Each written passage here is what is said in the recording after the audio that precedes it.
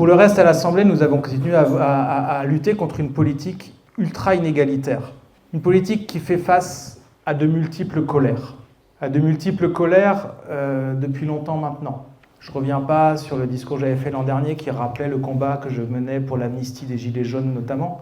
Pourquoi l'amnistie? Parce que les Gilets jaunes, ce n'était pas une simple mobilisation sociale, ce n'était pas une simple manifestation, c'était une révolte.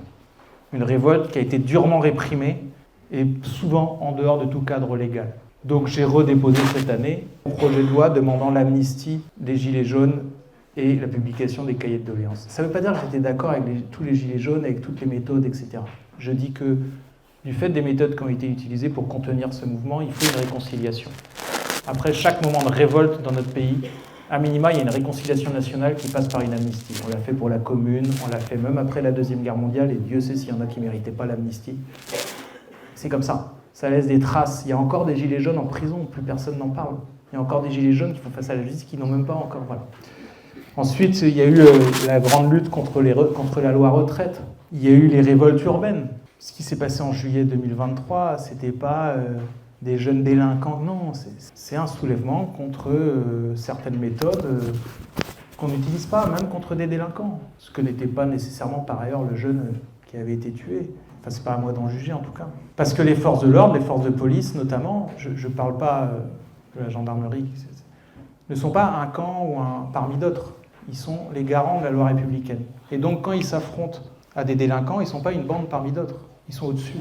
Donc ils ne peuvent pas reprendre des méthodes sous prétexte que des délinquants les utiliseraient. C'est tout ça qu'il y avait derrière les révoltes urbaines. Beaucoup d'injustice, Et l'État devait rétablir l'autorité, mais pas par l'autoritarisme. Parce que c'est ça qu'ils savent faire. Face aux multiples colères sourdes, aux colères exprimées, aux colères qui font l'objet de grandes mobilisations, aux colères qui font l'objet d'une petite mobilisation, mais il n'y a pas de mauvaise mobilisation. Moi, j'ai défendu toutes les mobilisations dès lors qu'elles vont dans le sens de l'intérêt général, selon moi. Il m'est arrivé, il y en a ici, d'être à 15 devant un collège avec une banderole contre la loi sur le choc des savoirs, parce que je considère que cette loi est une mauvaise loi, parce que je considère qu'elle introduit une école très inégalitaire, et parce qu'elle ne répond pas aux vrais besoins qui sont le recrutement de davantage d'enseignants, qu'ils soient mieux payés, de davantage d'AESH, etc., etc., etc.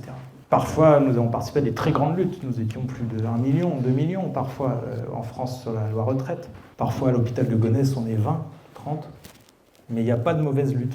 Il n'y a que des luttes, et ceux qui ne gagnent pas, c'est ceux qui luttent jamais. Et face à ces colères, la Macronie a 2 stratégies.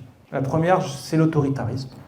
La répression des militants, des syndicalistes. Je suis moins bien placé ici que les collègues syndicalistes pour avoir en tête le chiffre, mais l'aggravation de la répression des syndicalistes pour leur militantisme.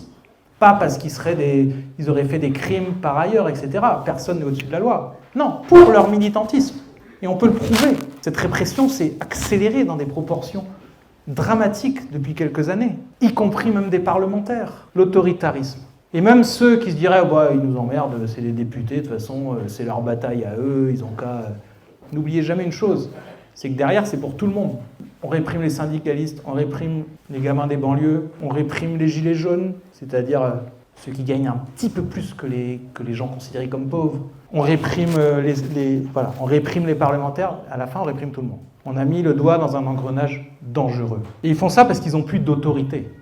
C'est ça la vérité. L'autoritarisme, c'est le contraire de l'autorité. On n'a pas besoin d'utiliser ces méthodes quand on a un gouvernement respecté, un État qui se fait respecter, y compris en n'abandonnant pas ses citoyens, dans beaucoup de cas, etc., etc.